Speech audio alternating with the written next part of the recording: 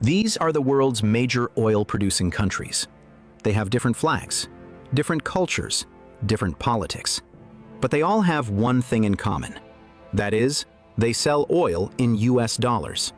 But if a country owns oil, shouldn't it be free to sell it however it wants?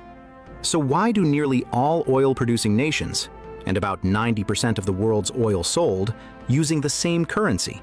And what happens when they don't? To understand why, we have to go back to the 1970s. In the early 1970s, the global financial system was breaking apart. The US had just ended the gold standard, and the dollar needed a new foundation. That's when Washington made a quiet but world-changing deal. In 1974, the United States reached an agreement with Saudi Arabia, the world's most powerful oil producer. Saudi oil would be sold exclusively in US dollars. In return, the US guaranteed military protection, weapons, and political support. Once Saudi Arabia agreed, the rest of OPEC followed.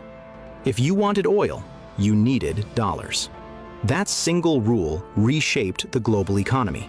Countries everywhere now had to hold US dollars, trade in US financial markets, rely on US banking systems. Oil demand became dollar demand, and that demand keeps the dollar dominant even today.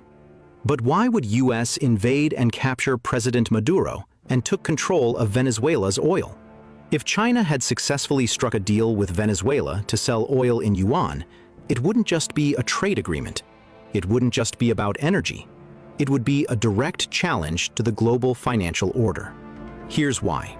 Venezuela sits on the largest proven oil reserves on Earth, over 300 billion barrels. That's more than Saudi Arabia, more than Russia, more than the United States. At today's prices, that oil represents trillions of dollars locked beneath one country.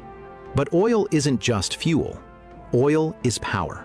Since the 1970s, global oil trade has been priced almost entirely in US dollars. This system, often called the petrodollar, forces countries to hold dollars to buy energy, keeping the US currency at the center of the world economy. That system didn't happen by accident. Energy and the dollar became inseparable. Now, fast forward. Over the past decade, multiple countries have tried to weaken that system. China built CIPS, an alternative to SWIFT. BRICS discussed trading outside the dollar. Russia began selling energy in other currencies. And Venezuela, isolated, sanctioned, and desperate, explored selling oil outside the dollar system as well, and was very close to striking a deal with China to counter petrodollar system. That's where history gets uncomfortable. When leaders challenge the global oil currency order, consequences often follow. In 2000, Iraq announced oil sales in euros to counter US sanction and dominance. 3 years later, Saddam Hussein was removed and gone. In 2009, Libya proposed a gold-backed African currency that also challenges dollar.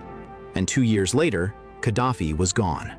In 2025, Venezuela and China, same deal with and sitting president is removed.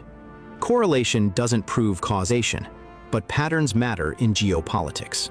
If Venezuela's oil were ever fully integrated into a rival currency system like yuan or ruble or whatever, it wouldn't just affect energy markets. It would threaten dollar demand, US financial leverage, global trade flows, China-US power balance. That's why Venezuela isn't just a South American issue. It's a global choke point. In other words, death of dollar in today's world. Control the oil, you influence the currency. Control the currency, you shape the world economy. This is how modern power works, not by drilling the oil, but by controlling who gets to buy it and in what currency. Geography decides where resources exist. Politics decides who controls the flow. And history shows one thing very clearly.